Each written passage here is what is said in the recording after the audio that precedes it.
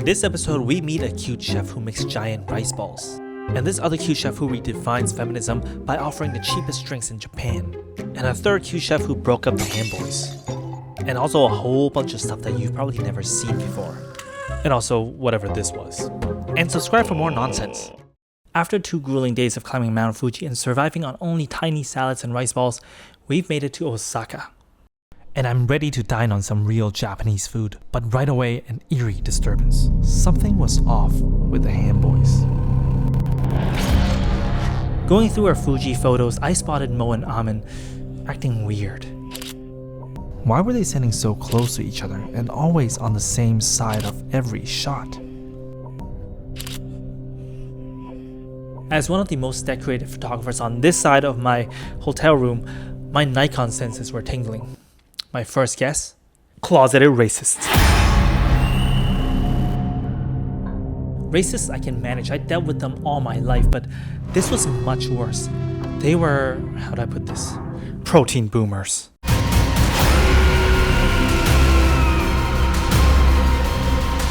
Their hunger is not for flesh, but for the absence, and so begins the haunting on my food adventure. So Mo doesn't eat pork, and Amin is on this weird French diet called vegetarian, whereby he steals the animal's food source, usually vegetation, and thereby starving them. It's a really, really cruel practice. If you don't already know, Japan is not the most vegetarian-friendly place on earth. You can get veggie tempuras, cucumber rolls, rice balls, but not for every meal. We walked the entire Shinsaibashi and Dontonburi food strip before we found veggie ramen, only to discover that their broth was still meat-based. Mo got hangry, so he threatened to stone us with one of his abs, and the Ham Boiz split. Amin kept searching for vegetarian food while Mo and I grabbed takoyaki and highball to temporarily hold us over. After that, we got fed up with searching for the perfect food and just settled for Chinese-Japanese fusion. Nothing to write home about, I wouldn't recommend it. At least the strawberry ice cream we've had after meeting up again turned Mo's frown upside down. And this is what we were trying to avoid because as a glutton in Osaka, I'm trying to eat all the best food. So we either compromise for vegetarian meals or we're forced to split up sometimes. We'll talk about how you can deal with this at the end, but for now, the protein boomers will explore Shinsaibashi and try to figure out dinner plans that will suit their boomer needs. And me, I went to explore Nipponbashi, a place that specializes in selling people like me some sweet, sweet nostalgia. Mission: find a childhood treasure that I've never had or reclaim one that I lost. This would be a great time for me to reveal to you my secret alter ego, Toilenial. For example, I've once had this sword from the anime that spawned this iconic meme. But I bet you didn't know this nerd was a robot-wielding alien badass, and the guardian to the infamous The Flame Sword and I have vanquished countless imaginary foes, and we were practically inseparable. That is until one fateful battle where it sacrificed his life to save mine. I thought I'd never see it again until one day I found it on eBay. Oh.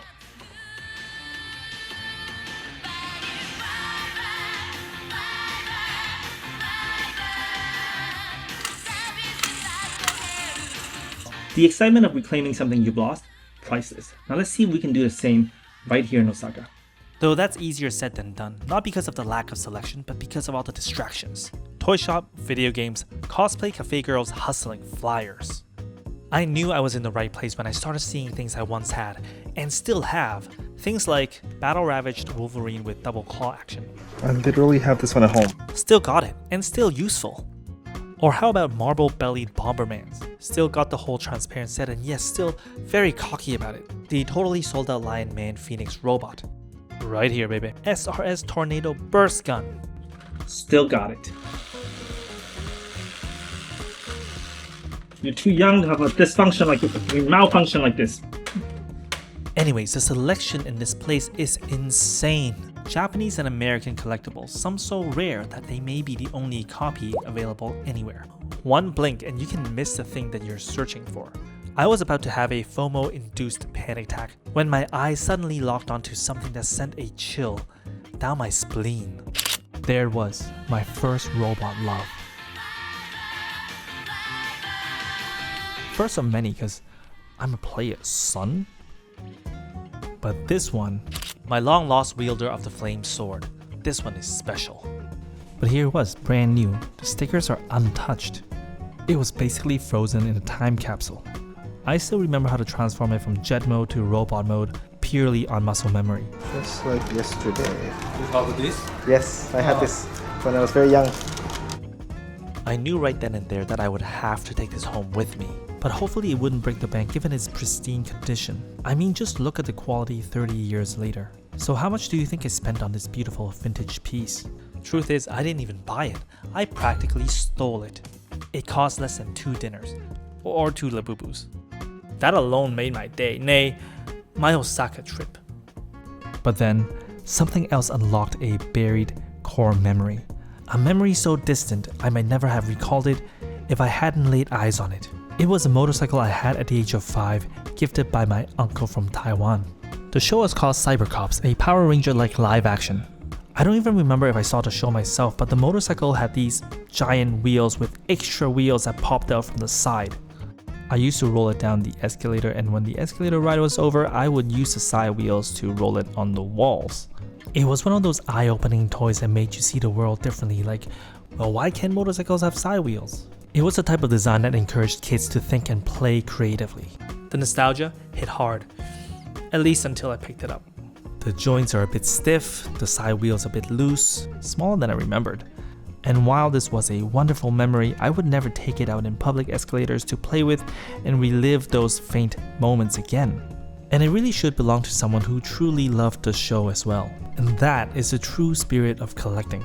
Knowing when to let go and maybe seeing it again was enough. A little catch and release, if you will. Does that make me selfless? Well, yes. And the $500 price tag had nothing to do with it. As I was wrapping up my hunt, the Ham Boiz called. Apparently they found a unicorn. A vegetarian-friendly okonomiyaki place called Oko. To be frank, I wasn't very confident that they'll find a good-tasting vegetarian place. I mean, look at this place, head to toe painted in yellow, but yet there's a line outside, usually a good sign. Speaking of signs, the whole place is basically decorated in them. It was like a billion sticky notes exploded and became a building. But there was one that says, 1 drink for 200 yen, and it looks like they're not talking about Coke or Sprite.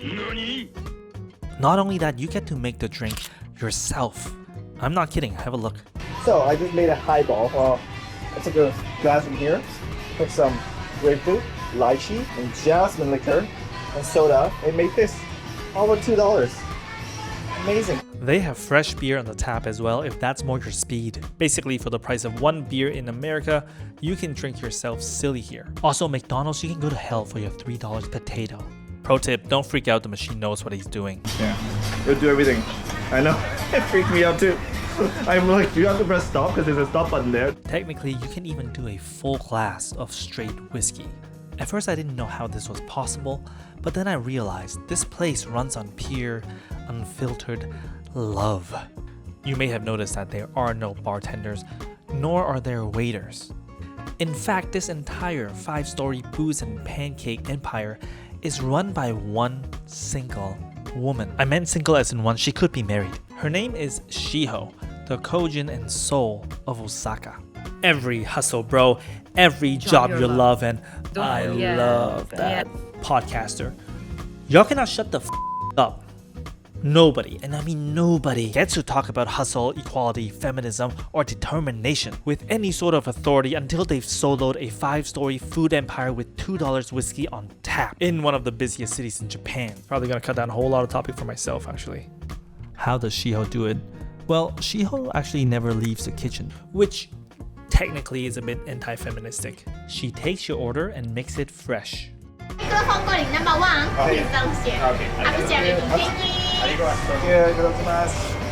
You meanwhile go upstairs to sit and relax, and she'll call you once your food is ready for pickup. And after you eat, she trusts and relies on you to have the human decency in your heart to clean up after yourselves. I mean, she literally appeals to your soul. And when you see someone working that hard, that honestly, all by herself on such a big undertaking, you wouldn't dream of letting her down. How dare you! Oko was such a vibe, and we had such a great time with the karaoke machine. Hello? Oh, there you go. Hello, hello. Welcome to the show. This is for karaoke. No, it's not karaoke. Oh, sorry, it's not for karaoke. I thought I had a mic. I had a thing here. I thought it was for karaoke. I mean, come on, that totally looked like a karaoke setup. What Shiho is, besides a great cook, is a marketing genius. Let's break it down. The storefront hooks you, the cheap and self-pour drinks blow your mind, and keeps you in the line. The solo act leaves you completely stunned. And by the time you're done wiping tables and telling your friends, you're already part of her new groupie. Also, the food was actually good. What seems chaotic is actually a tightrope in perfect tension and balance, because one extra staffer and the whole system collapses. One waiter and it wouldn't be a miracle anymore. It'll be a restaurant that's understaffed. And you won't wipe your own table with a smile in a restaurant, would you? Oko is an experience that should not be optional in Osaka, especially if you're vegetarian. In fact, Shiho has given me hope that the Ham Boiz can stay together in Japan despite our dietary differences. After Shiho's food and mild alcohol poisoning binge, we needed something gentler to balance out the chaos. Enter onigiri-gori-chan. Say that fast 3 times. Onigiri-gori-chan, onigiri-gori-chan, onigiri-gori-chan. Onigiri-gori-chan, the onigiri shop equivalent of an electric weighted blanket. They make these gigantic fresh rice balls right in front of you. They were warm, they melt in your mouth, and were amongst the best onigiris I've ever had. Not to mention vegetarian friendly as well. But the best part was the chef who saw me filming and then went, it's not only that she beamed a massive ray of love, but she did this really funny giggle just beforehand. Listen. She went, what was that? Whatever it was and it melted Mo's cold, dead abs. That really made our morning. And onigiri-gori-chan is definitely a must-try, especially if you love 7-Eleven rice balls just as much as I do. It really was next level.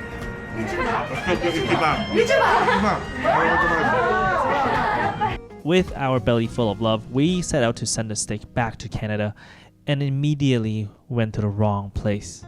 This is the famous shipping service in Japan. You can ship your luggage from one hotel to another, but the thing is they only ship within Japan, so we ended up having to go to Japan Post. She's smaller than her. No. Oh, long. Too long? Size over. Michael, will you do the honors? That's what she said. Well, we can cut up in a little bit if we want to. Just 3 centimeters? Not too long? Her expression said it all. Why would you perform size reduction surgery on what is clearly God's greatest gift? We couldn't let her down, so we devised a clever plan. With simple trigonometry, we were able to create a box which turns the length of the stick into the hypotenuse, which means we had a wider box, but the length stays within the limit. Guess that means I'm holding it with 2 hands. Stay in school, kids, until at least grade 9 where you learn how to find that hypotenuse. Or just use AI. We kept an eye out for the shipping progress every day on our trip, but after a week and a half, it arrived. Now you should also be able to check this in as baggage on the plane ride home, but since we had more to do in Japan, we thought shipping it back would be a better bet. I think it was the right call. Now before leaving Osaka, Mo and I did split up with Amen one more time so we could explore the food scene in Shinsekai. This place has indoor boats and lets you fish your own meal.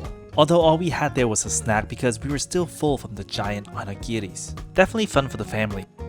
At night we stumbled across this restaurant called A Slice of Beef where they serve you the meat Korean barbecue style.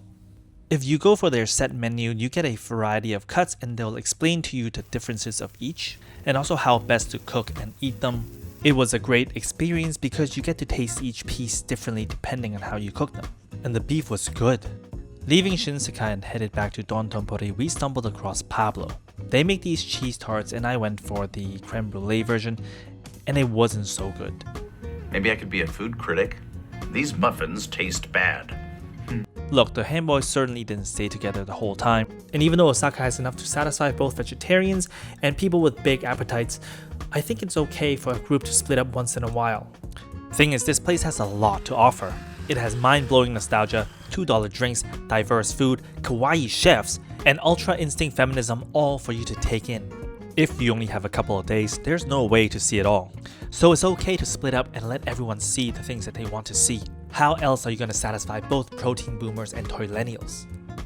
Now that Osaka has nourished us back to health and we fully recovered from the Fuji hike, it's time for us to venture out to see one of the most aesthetic shrines there is, visit a hot spring in a cave, and start to make our way towards Tokyo. So come back for more, but for now, just harass that like button. Just harass it. No one can sue you. Harass it. I have 2 subscribers. You didn't do that. Two subscribers. This one and that one. Yeah. Onigiri-chan, onigiri-gori. Oh, fuck. Onigiri-gori-chan, onigiri-gori-chan, onigiri-gori-chan. Kind of. Onigiri-gori-chan, onigiri-gori-chan, onigiri-gori-chan.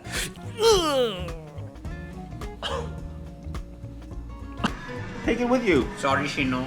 Let me say it. Let me say it on the mic. How do you say it in Japanese? Masi masi. Nope. You learned it, masi masi. And sometimes it's mushi mashi. Sometimes it's mishi moo moo. We're gonna have to show Tin Man this. I can't believe she's doing this herself. 3 floors, right? 3 floors. I think it was like 5 or 6 floors.